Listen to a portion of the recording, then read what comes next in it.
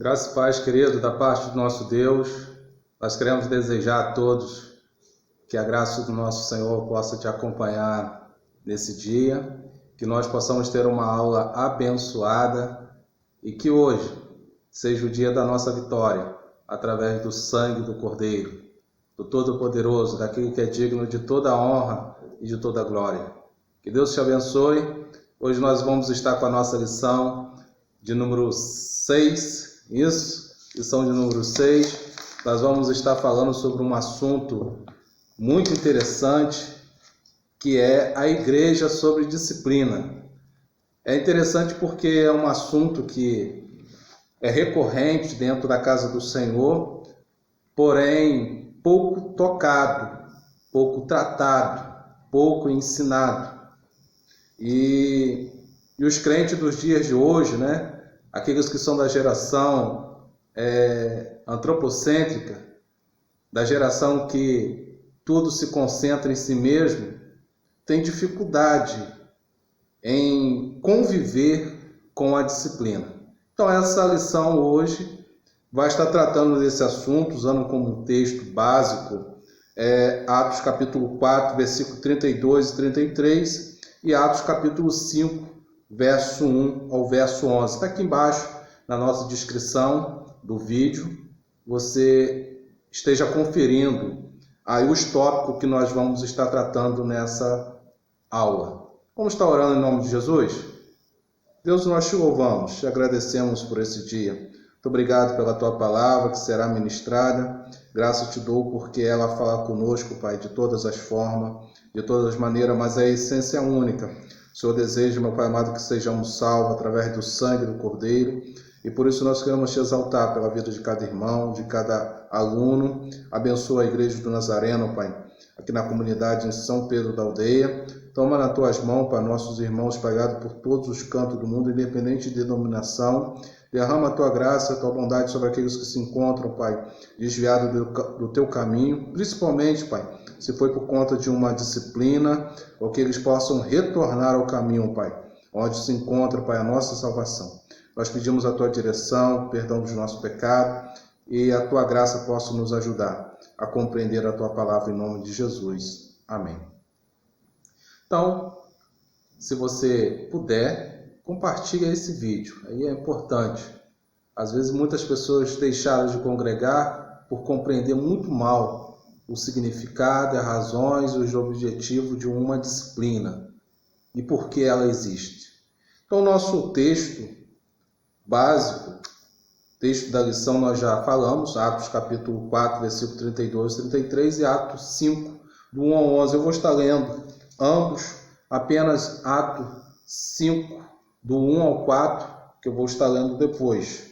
Diz assim: da multidão dos que creram, era um coração e alma. Ninguém considerava exclusivamente sua nenhuma das coisas que possuía. Tudo, porém, lhe era comum.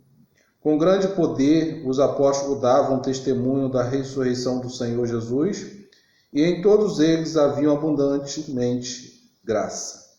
Atos 5, verso 1 ao 4, apenas que eu vou estar lendo. Depois os irmãos, lendo com calma, Atos 5, do 1 até o 11. Entretanto, certo homem chamado Ananias, com sua mulher Safira, vendeu uma propriedade, mas em acordo com sua mulher reteve parte do preço, e levando o restante depositou aos pés dos apóstolos. Então disse Pedro: Ananias, por que encheu Satanás teu coração para que mentisse ao Espírito Santo, reservando parte do valor do campo? Conservando-o, porventura não seria teu? E vendido, não estaria em teu poder? Como, pois, assentaste no coração esse desígnio? Não mentiste ao homem, mas a Deus.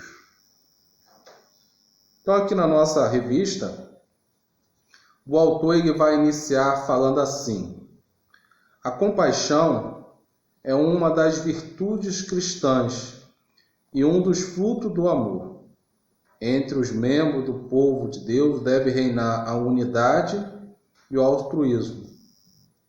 Através dos séculos, a correção, exortação, instrução e disciplina têm sido parte da formação da conduta cristã.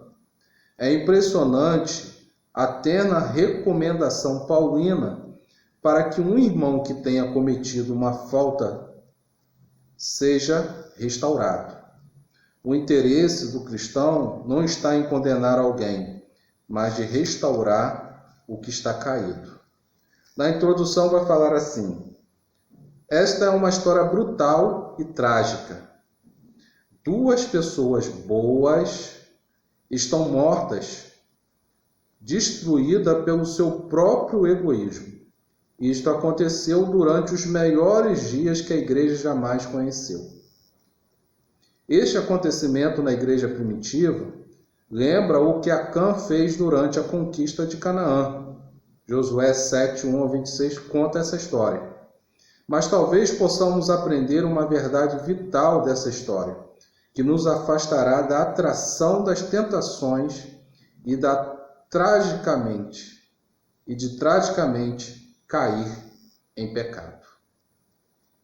Prosseguindo aí, nós temos o pano de fundo, ponto 1. Referência de Atos, capítulo 30, Atos 4, versículo 32 ao 37. Ele diz assim: tempo feliz. Eram tempos felizes para os cristãos. Lucas recorda que da comunhão, que da multidão dos que creram, era um coração e alma. Versículo 32 de Atos 4. Os crentes apreciavam adorar em conjunto. A sua nova fé expressava-se de várias maneiras, reunindo-se no templo, em casas particulares, compartilhando alegremente o pão com os outros e louvando a Deus. Atos 2, 46 a 47 fala sobre isso.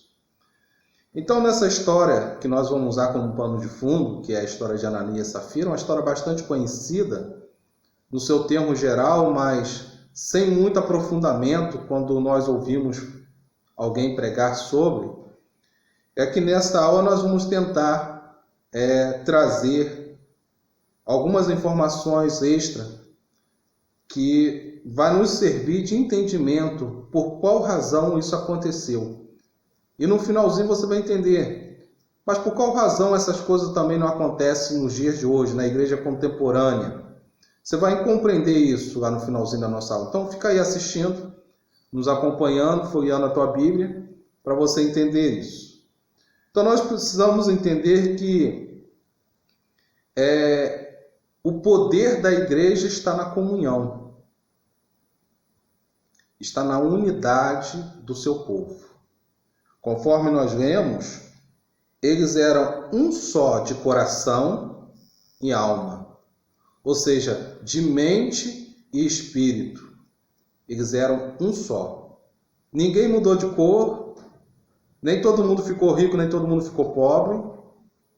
Ninguém passou a usar a mesma roupa, ninguém foi morar na mesma avenida ou no mesmo condomínio, mas eles eram em comum, com um só coração e alma. Isso é a igreja. Nós vamos até pensar diferente uns dos outros, mas a essência do pensamento, quando transformada em atitude, precisa ser um só.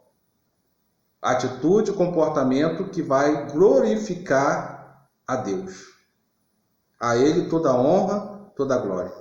Você vai ver durante esse estudo a diferença no comportamento entre Ananias e depois eu vou falar sobre Barnabé, que está aqui na nossa lição. Às vezes, nós até pensamos ou falamos coisas, mas será o nosso comportamento, a nossa atitude, é que vai ser confrontada para que Deus age em nosso favor ou não. Então, o relacionamento ele é a base da comunhão da igreja principalmente. E o amor é a bússola dessa intensidade. Sem esse amor, a comunhão verdadeira, ela não vai existir. O primeiro relacionamento na história da humanidade foi destruído. O inimigo das nossas almas, ele não é feliz com o relacionamento. Lembramos lá de Gênesis capítulo 1, que o homem se relacionava com Deus. Diz a Bíblia que todos os dias na virada, Deus aparecia ao homem para uma conversa.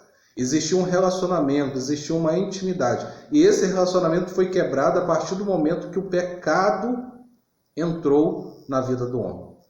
Então o inimigo, ele nunca vai estar satisfeito com relacionamento entre irmão A e irmão B. O irmão A e o irmão B é a igreja. A Bíblia diz: aonde estiver um ou dois ou mais reunidos em meu nome, eu estarei entre vós. Então, Jesus Cristo, ele vai estar reunido entre nós quando o relacionamento entre nós estiver correto. E a intensidade é marcada pelo amor. Tanto é que 1 Coríntios, capítulo 13, versículo 1, eu quero trazer esse versículo para você, porque nós já falamos sobre o poder da igreja, e ali na lição sobre o poder da igreja, a descida do Espírito Santo, nós já tratamos sobre esse assunto e voltamos a falar que é para revestir, capacitar, habilitar a igreja a seguir rumo ao crescimento do reino, para glorificar o nome do Senhor. E ela só vai perdurar se existir a comunhão, porque capítulo 13 de Coríntios, versículo 1 vai dizer assim: ainda que eu falasse as línguas dos homens e dos anjos, línguas idiomáticas e línguas estranhas, e não tiver amor, será como um metal que soa, ou como um sino que só faz barulho. Posso fazer isso, posso fazer aquilo, falo em língua, profetizo, curo, mas sem a intensidade do amor verdadeiro. É só barulho. Porque diz lá também em Mateus capítulo 25, que o dia o Senhor vai nos chamar para um julgamento. E muitos não serão reconhecidos. E esses muitos que não serão reconhecidos, falaram em língua, profetizaram, curaram, mas o Senhor não os conheceu. Então, prosseguindo aí, nós temos a parte C, a parte B, o exemplo de Barnabé. Parece que havia indivíduos na igreja que precisavam de ajuda financeira.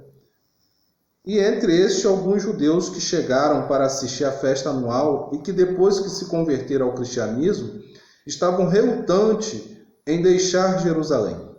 Nesta altura, Barnabé vendeu algumas das suas propriedades e deu o dinheiro aos apóstolos para ajudar os cristãos necessitados. Tais contribuições voluntárias eram mais que suficientes.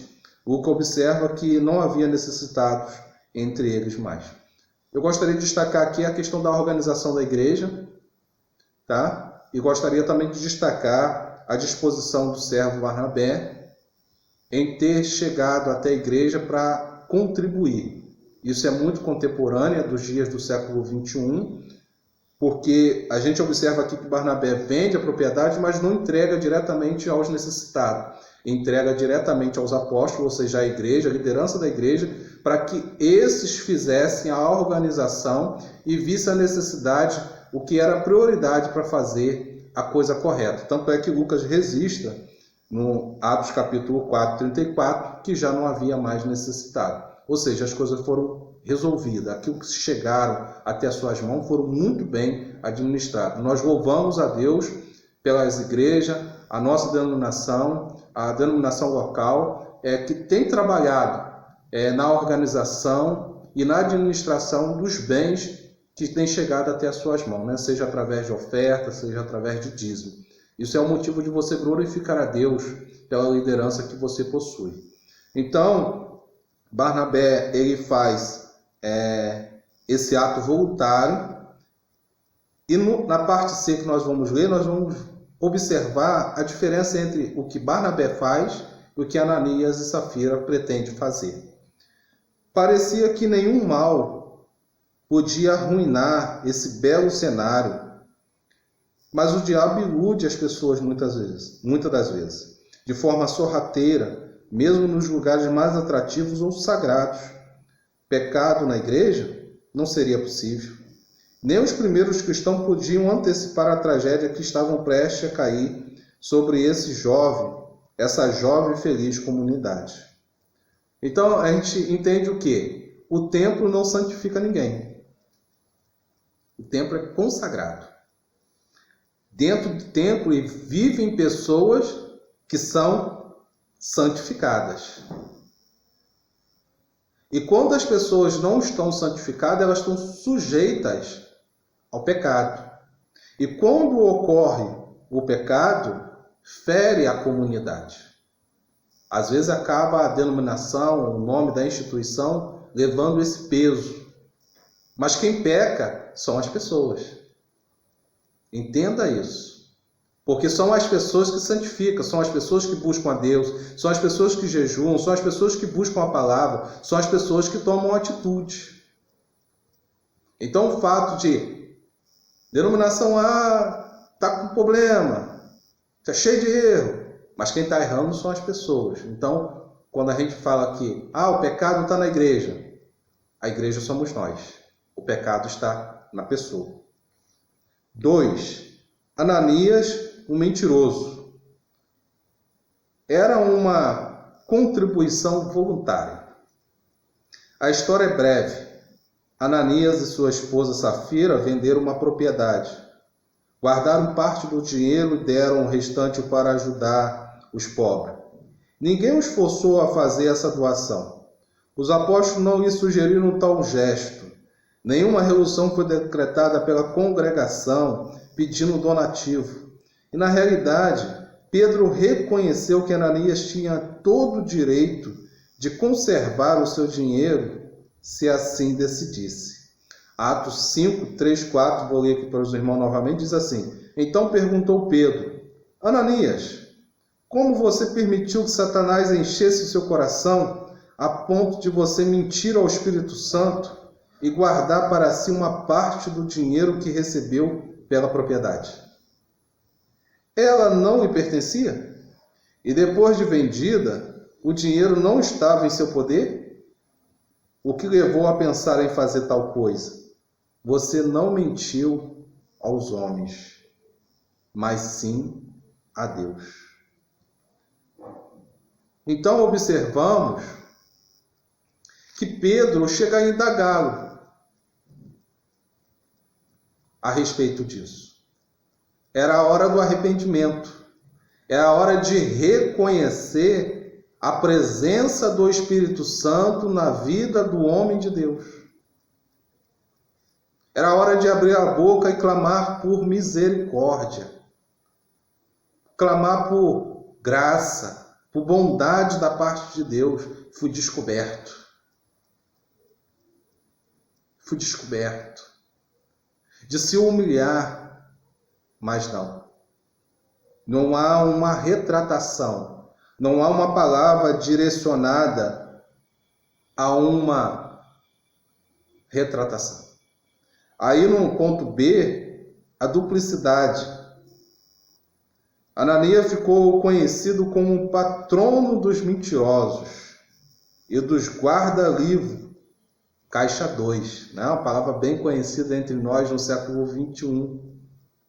Uma forma de tal duplicidade é ter 2 livros na contabilidade. Um para mostrar ao público e o outro com os números reais. É a maneira de defraudar o parceiro no negócio. No caso de Ananias e Safira, a tática foi usada para aparentar que a sua dádiva era tão grande quanto a de Barnabé. Ele queria ser considerado uma pessoa muito generosa, sem pagar o devido preço.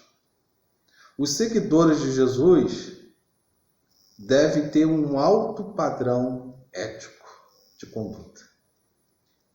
Então, nós observamos aqui, fazemos um paralelo com a história de Barnabé, que vê a necessidade do povo, vende algumas das suas propriedades e entrega aos apóstolos para fazer a distribuição, a administração desses donativos. E as pessoas são supridas. Parece que ao redor pode ter ocorrido uma certa inveja, pode ter ocorrido um certo, digamos assim, observação de que poderiam fazer e trazer para si uma certa glória. Parece que Ananias e Safira propõe no seu coração ter um pouco de fama, de estrelismo, e resolve vender uma das suas propriedades para poder parecer serem pessoas generosas. Entretanto, desejavam no seu coração reter uma parte, como retiveram.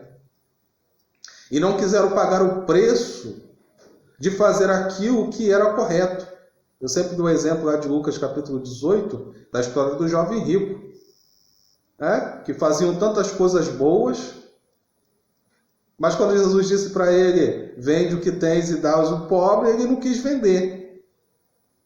Pelo menos, digamos assim, que ali ele foi uma pessoa sincera. Não, eu não quero dar.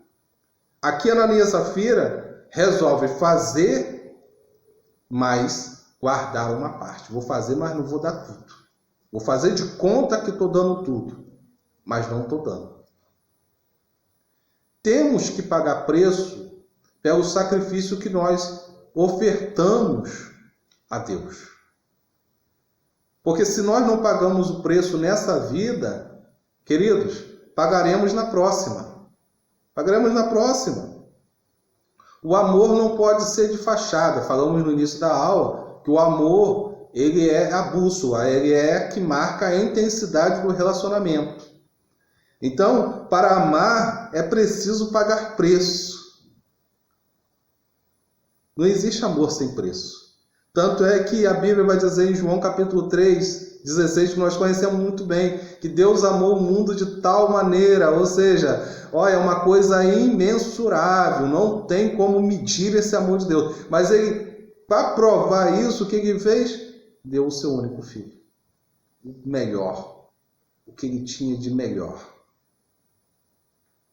Ele preferiu a ausência do filho no céu para ver uma humanidade restaurada, transformada, liberta do poder do pecado.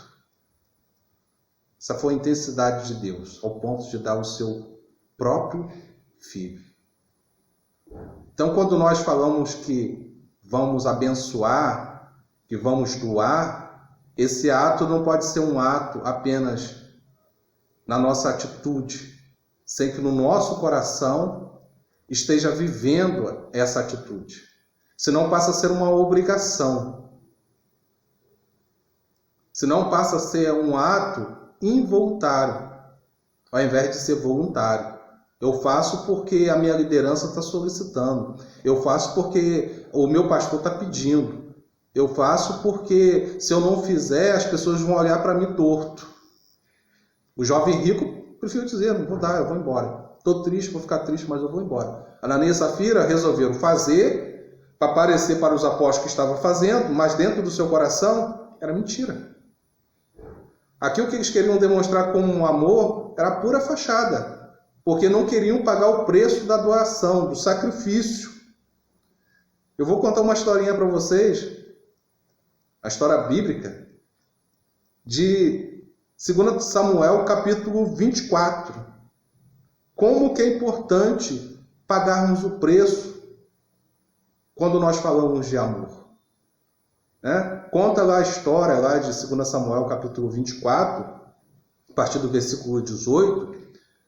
Isso eu não vou contar tudo, já o finalzinho. Davi tinha errado, tinha cometido um pecado, e Deus chamou ele para fazer um sacrifício para reparar. Já naquele momento, naquela época, era através do sacrifício que você mostrava o seu arrependimento, o seu pedido de perdão. E Davi resolve escolher um local para fazer um sacrifício a Deus. E quando Davi escolhe esse local, o local pertencia a uma pessoa, pertencia a um homem chamado Araúna, era um jebuseu. Então ele escolhe uma eira Mas só que essa eira pertencia a alguém. Quando Davi chega, né, provavelmente com a sua comitiva, né, ele era o rei, Araúna, vendo que era o rei, quando o perguntou sobre a eira, ele logo de pronto ele diz: não, meu rei, eu te dou tudo de graça. É para fazer um sacrifício ao meu Deus, ao nosso Deus, eu te dou de graça. Toma tudo que você desejar, que o Senhor precisar. Está aí os bois, estão aí a lenha, dou tudo de graça. Não precisa pagar por nada. Tipo assim, tu é o meu rei. Mas observamos que no versículo 24 do capítulo 24 de 2 Samuel, diz assim: quando o rei ouviu Araúna dizendo que era para pegar tudo de graça para fazer o sacrifício, ele diz assim: não, mas por preço justo te comprarei. Por quê? Porque não oferecerei ao Senhor meu Deus holocausto que não me custe nada. Entenda, irmão, como é sério o ato da oferta na casa do Senhor. Seja qual for o tipo de oferta que as suas mãos podem oferecer na casa do Senhor. Seja a oferta financeira propriamente dita, né? A oferta, o dízimo, seja o seu trabalho dentro do departamento, dentro do ministério, seja a tua presença nos cultos. Nos atentemos a essa aula, porque Deus requer de nós uma conduta santa, correta. Nós não podemos brincar com isso, né? Porque a palavra de Deus, ela não vai nos permitir enganar a Deus. Nós, se pegarmos lá o capítulo 7 de Josué, que vai contar a história de Acã, né? Aquele moço que esconde a capa babilônica e as moedas de prata, Deus chama Josué e diz: santificar o povo, porque eu vou descer aí, e aquele que foi encontrado, o despojo de Ai, né? Ai foi a cidade que eles foram destruir, e no entanto não era para ter pego nenhum tipo de produto, mercadoria daquele povo, mas Acã resolve retirar algo que agradou os olhos, assim como Eva, né? Lá no Jardim do Éden. A Bíblia diz que era agradável aos seus olhos. Costumamos dizer que os olhos são a porta do nosso coração. É o que nós vivemos, é o que nós enxergamos pelos olhos. Entra pelos olhos. Então, quando Deus desce naquele lugar, se revela no meio daquela tenda, mostra o pecador. E nós conhecemos a história. Acã e toda a sua família teve que pagar o preço do não arrependimento, de não ter observado a oportunidade de se consertar, de se arrepender, de se restaurar. Então, aqui na história de Ananias e Safira, eles tiveram uma oportunidade também de se consertarem. No entanto, resolveram permanecer no erro. E aí nós conhecemos a história, eles morreram. Só para a gente prosseguir aqui, diz assim no ponto C: sejamos humildes, olhando à nossa volta e para o íntimo dos nossos corações, somos encorajados a não criticar. Quão mesquinhos somos, às vezes, quando fazemos as contas do dízimo que devemos dar a Deus. Por isso, nossa atitude em relação a Ananias deve de ser de humildade.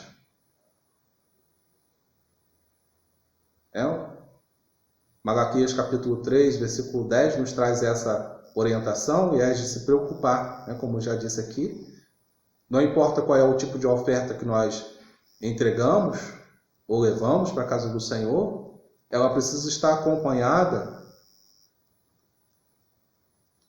do interesse do nosso coração, para glorificar a Deus. Amém. Aleluia. Louvado seja o nome do Senhor Jesus Cristo.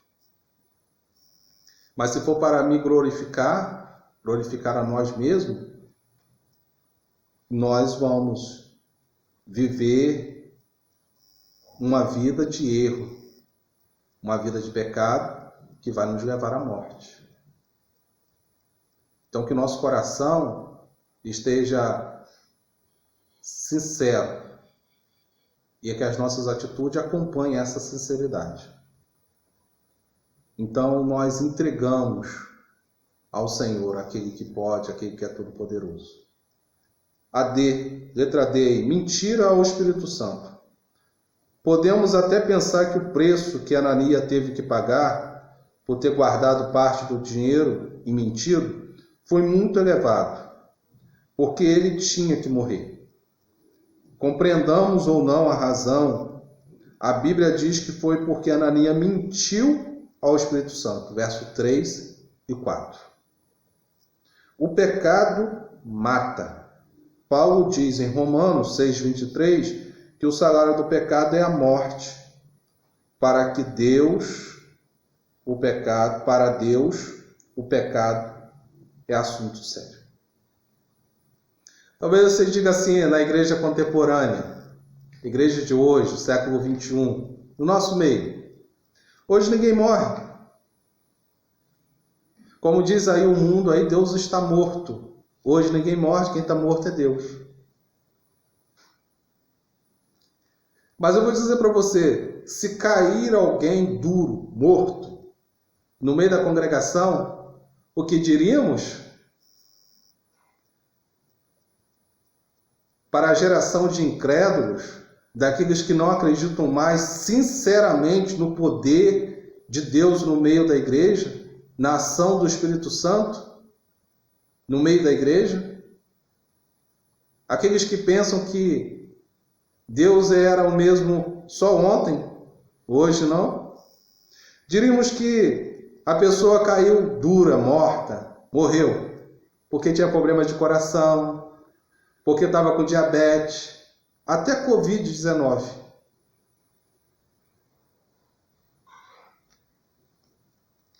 Olha só o que a Bíblia diz em 1 Coríntios, capítulo 11, versículo 28 ao 30. Texto que nós já utilizamos em outras aulas, que todo mês nós ouvimos o nosso pastor, o reverendo Moisés, né, que nós mandamos um abraço, falar também. É um texto próprio para a ocasião especial que é a Santa Ceia. O texto diz assim: examine-se, pois, o homem a si mesmo, e assim coma deste pão e beba deste cálice. Porque o que come e bebe indignamente, come e bebe para a sua própria condenação, não discernindo o corpo do Senhor. Por causa disto, há entre vós muitos fracos e doentes, e muitos que dormem. Não morre, não? Hoje ninguém morre. O Espírito Santo não está agindo. A Bíblia nos chama a nós mesmos para que nós possamos ser participantes da mesa do Senhor. Tanto é que, se nós examinarmos a nós mesmos e encontrarmos alguma falha no relacionamento com o meu irmão, a Bíblia diz que antes de eu ir até o altar deixar a minha oferta, eu preciso retratar-se com ele, para que a minha oferta seja aceita. Mas quando eu examino, ou até mesmo eu me recuso a pensar no problema que precisa ser resolvido e assento à mesa, eu estou sujeito àquilo que a Bíblia diz. Ficar fraco, doente e até mesmo morrer. Porque o salário do pecado é a morte. Começa com a fragilidade espiritual, com a fraqueza espiritual. E se desenvolve ao ponto de se tornar doente espiritualmente. E nessa fase terminal da doença espiritual, vem a morte, vem o fim. O Espírito Santo não está agindo dentro da igreja hoje? Será? Às vezes nós ficamos aguardando se o irmão está em pecado ou se eu estou em pecado, vai acontecer alguma coisa comigo durante a Santa Ceia. Judas não comeu na mesa com o Senhor Jesus Cristo?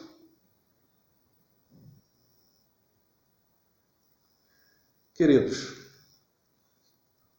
é necessário haver uma mudança radical do coração, que envolve arrependimento, fé, graça de Deus e completa dedicação aos planos e propósito divino para a nossa vida. Sem isso, nós, Igreja do Senhor, não vamos viver as promessas benditas do Pai. Para nós estarmos fechando aqui já, ponto 3, Safira conspiradora. Só Deus sabe. Nesses dias de tanta investigação psicológica, podemos perguntar se Pedro teria segundas intenções ao confrontar Safira e seu pecado. Para julgarmos Pedro, precisaríamos conhecer mais do que sabemos. E especular leva-nos a uma área perigosa, onde somente Deus pode andar em segurança. Mas devemos pensar que o propósito desse incidente não é discutir o caráter de Pedro, ou revelar o destino de Ananias e Safira. Não está em voga aqui para onde que eles foram, para o céu, para o inferno. Não é isso. Nem era para atemorizar os cidadãos de Jerusalém, embora isso tivesse acontecido. A narrativa dá ênfase à realidade da presença do Espírito Santo na igreja e as implicações práticas resultantes desse caso. Pecado do silêncio. Safira é muito mais representativa do que Ananias. Ela simbolizava aqueles que raramente dão início a um ato mau, mas observam o que vai acontecendo e nunca levantam a voz em protesto. É o trágico pecado de guardar em silêncio, quando uma só palavra poderia solucionar o grave problema. A resposta de Deus. Este acontecimento é uma tremenda lição que aprendemos através da palavra de Deus ou através da experiência trágica da vida de alguém. No caso, Ananias e Safira.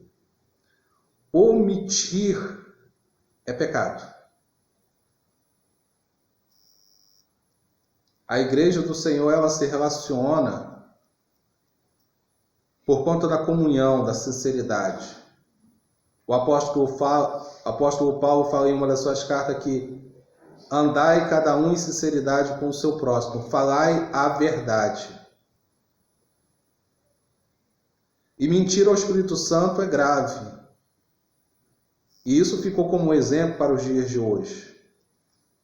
Provérbio capítulo 3, versículo 27 diz assim: não deixeis de fazer o bem a quem necessite, estando em tuas mãos a capacidade de fazer.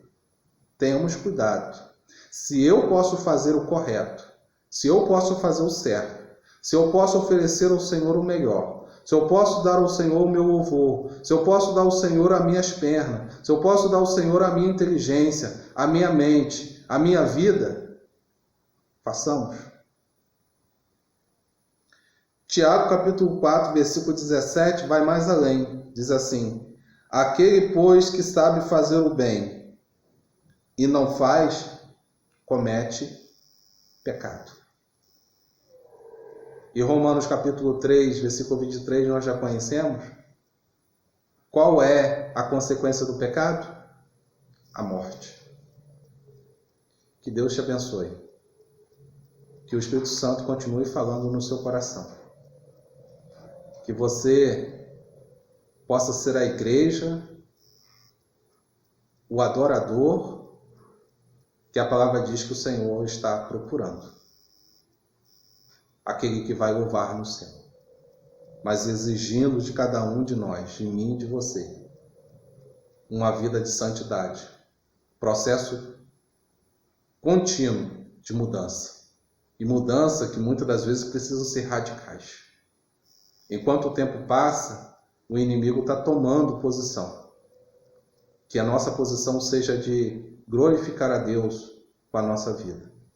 E que esse exemplo de Ananias e Safira possa ser um exemplo que marque a nossa forma, a nossa conduta de viver. Porque está registrado justamente dessa forma para que eu e você viesse a compreender nos dias de hoje, para que nós não viéssemos sermos ceifados pelas artimanhas de Satanás, que entra no seio da igreja, que destrói relacionamento, para fazer das pessoas o local da sua habitação. Mas que o seu coração, o meu coração, o nosso coração, seja a habitação do Espírito Santo de Deus. Que Deus te abençoe. Vou deixar aqui a nossa perguntinha, tá? Para você estar comigo aí logo mais no Google Meet, debatendo. Eu conto com a tua presença. Tenho sentido a falta sua lá, né? Eu gostaria de estar conversando com você sobre o tema, sobre esse assunto que nós discutimos aqui nesta aula. Então hoje, às 19h30, estaremos no Google Meet. Vamos estar orando nesse momento, agradecendo a Deus, em nome de Jesus. Pai, nós te agradecemos. Muito obrigado pela tua palavra. Continua falando conosco, nos ajuda, nos sustenta para a glória do teu nome. Perdoa os nossos pecados, as nossas falhas, que nós possamos compreender melhor a tua palavra. Porque a tua palavra diz que nós devemos guardar no nosso coração para não pecarmos contra ti. Ó Deus, que tu possa abençoar a tua igreja, o teu povo, e que tu possa levantar, Pai, um povo forte, cheio da tua presença, cheio do teu Espírito Santo. Abençoa poderosamente os ouvintes, Pai, da transmissão, ó Deus, dessa escola dominical da Igreja de Nazaré no São Pedro da Aldeia. Abençoa a liderança, Pai, que eles possam, Pai, ter, Pai, discernimento, sabedoria do alto céu para lidarmos com essa disciplina, Pai, dentro da tua igreja. Seja, meu Pai amado, mais uma vez conosco. É o que eu te peço e te agradeço em nome de Jesus. Amém. Deus te abençoe, em nome de Jesus. Até mais tarde.